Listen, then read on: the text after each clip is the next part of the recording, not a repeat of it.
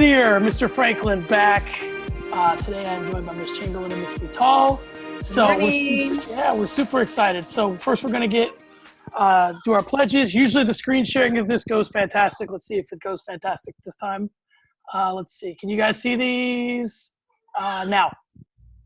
Yes. Okay, good. So I will start with the Pledge of Allegiance, and then you guys can do the Kids of Hope Pledge, Treasure Hunter Pledge.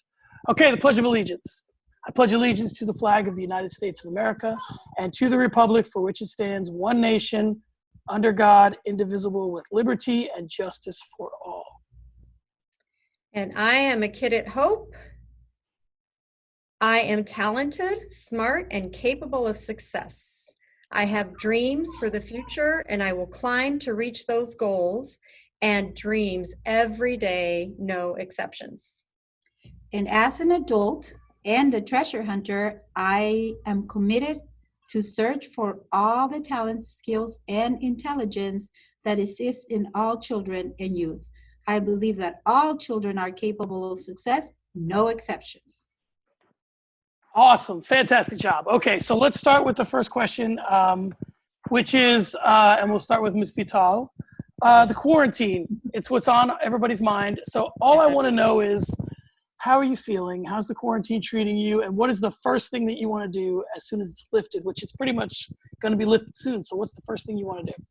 Yeah, so I think maybe the first thing I want to do is maybe go to a movie. I used to, on the weekends, my son and my parents, and we would take my godmother and we would go to the movies a lot. So I really miss that. But I'm still going to kind of stay away for a while because I'm still not feeling 100% sure that I'm ready to go back and jump into society right now. What about you, Ms. Chamberlain? How's the quarantine been treating you, and what are you going to do when you're able to do things? I have been spending a lot of time at home, missing all of the kids at school. Yep. I would really like to have a big dinner with all my family, especially my kids. I have not been able to see my own kids, well, all of them at least, and my new grandbaby. I have not seen her in 2 months.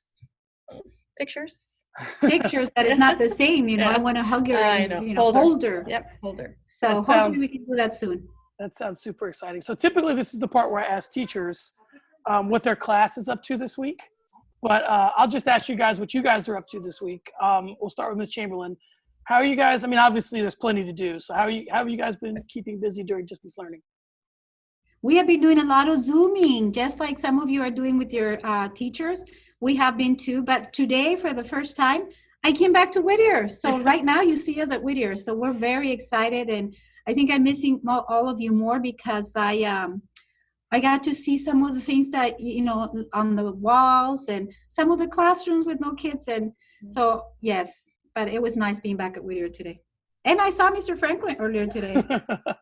Ms. Vital, what have you been up to? Similar things or? Yeah, a lot of similar things. I've also been in some of your Google Classrooms, which has been really nice. I've been able to see some of the artwork that you guys have been sharing. Ms. Higginbotham has had a couple of different contests, and kids did some great shape poetries. Yeah, really good. Mr. Lewis's class, they did some bumper stickers on the Civil War. So it's been really nice. Miss Woodrum has some really nice activities for you to do if you get really tired of working. She has some little breaks, and Miss Cortez has been reading some stories to her kids, and they've been doing a great job answering questions. So I've been getting into classrooms and seeing a lot of the great things that you guys have been doing while you're at home. So it's exciting to see that you're still learning and you're still interacting and engaged with your teachers.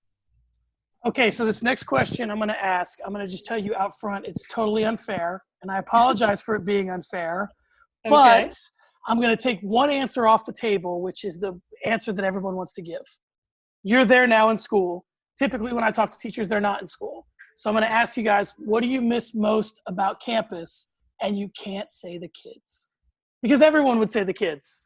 That's of course, that's the answer. So that's the unfair part. But what is the thing that you miss about being on campus and having things be quote unquote normal? The teacher. We can say the teachers. Yeah. Because the teachers are like our students. So yep, we miss the teachers. It was good to see some of you here today, though. We got to see Miss Mitchell, Mr. Franklin was here, Mr. Lewis, sorry, Miss Miss Bicker. Bicker, Miss Paesta was here. Mr. Rodriguez. Mr. Rodriguez. Yep. So Mr. it's Franklin. Yep. Really good to see the teachers. It's also, I think, as I was walking through the hallways, it was just really sad to see that the year has kind of come to a close. Like all of our classrooms are getting emptied and furniture in the middle of the hallways and teachers taking down posters. So it's kind of sad to see that there's closure, but exciting that, you know, we've got a new school year coming on the way. Yeah, I felt the same way. There's something about a school when you're not sure when you're going back. And obviously we're still a community. We've still figured out ways to interact with each other. So that's still present. But when you're walking to school and you're not quite sure when you're going to be back in it, as like things are, again, there's such a new normal now that what's normal anymore. But when you're not sure when things are going to be the way they were, they may never be the way they were. But yeah, it's good that we're still a community and we've stayed connected and all that. Okay, so let's get back to school. And I'm going to ask you a question that's super unfair. I just thought of it. I'm completely putting you on the spot. But here's the good news. The good news is that if you don't like your answer, I can always edit it out. Oh, perfect. So my question is to you. There are so many things that we lost this year that we feel like was taken from us in terms of time and all this stuff. Can you tell me one thing that you think of where you go, thank God this year happened because of this? One positive thing where you were like, this is all the stuff that we didn't get a chance to do, but this is one thing we got a chance to do, and it was good that we got a chance to do it. School related? Yes, ma'am.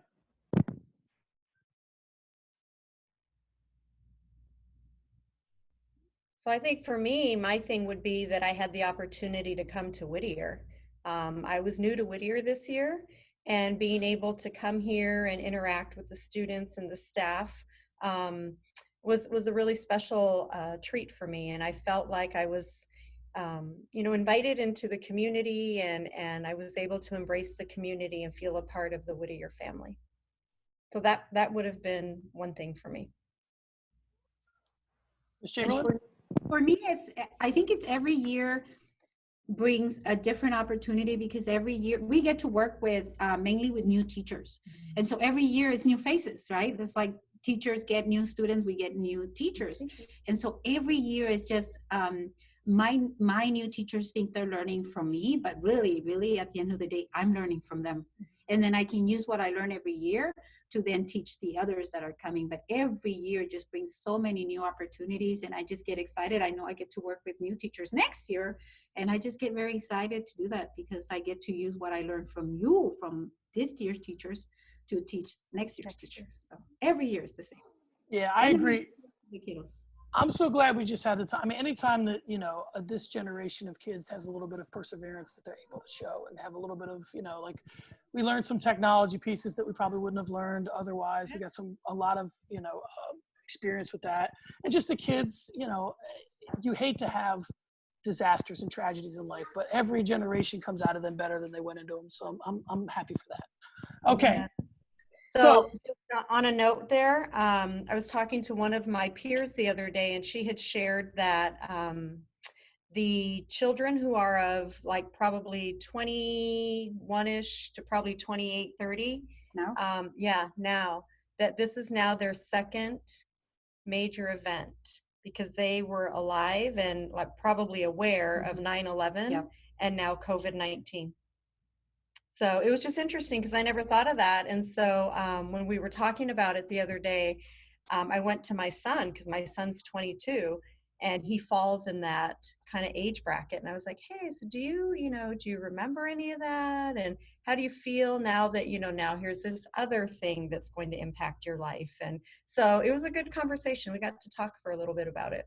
So, and there could be some people who were like 10 when 9/11 happened, and now they have a 10-year-old, and it's like they're seeing it through the same same eyes. Yeah. And then we still don't know what else might change. When these guys come back to school, we don't know, are we going to rely more on technology now that we learned this, lessons learned? So we don't know, but we're still grateful that we're here, and we're with health, and our family has health. So we're ready for whatever comes. Okay, so up next are rainbows. So each of you, and I'll give you some examples of these. I took this from a show that I watched. Basically, if there was a rainbow over your head, and it was the first thing that everyone saw when they saw you or met you, what would you want it to say? So some examples are Miss McCrayton said perseverance. I can't even say this without smiling, but Miss Mitchell said hello, which I thought was a very Miss Mitchell thing to say. You know, Coach V said you'll never regret being kind. Well, first he said, ask me about disc golf. And then he said, you'll never regret being kind. So those are some examples. So if someone was going to see a rainbow over your head, what would you want it to say, Ms. Vital?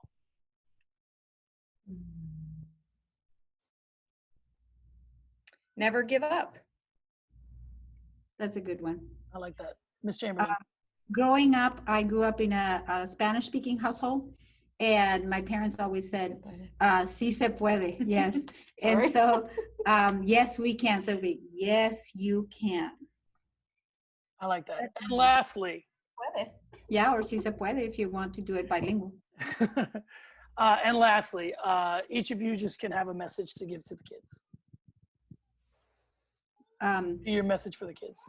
I miss you, and I can't wait to see how much you grow, because I know you're going to grow over the summer. So I just can't wait to see how much you grow next year, because we'll be here. Have a safe summer. Yep, we just want to say that we miss everybody. We hope everyone is safe and healthy, and that you're using this time to just not grow just educationally, but also with your family and just who you are. And we can't wait to see you when you come back next year. Have a safe summer and be good. Listen to your parents. Yes.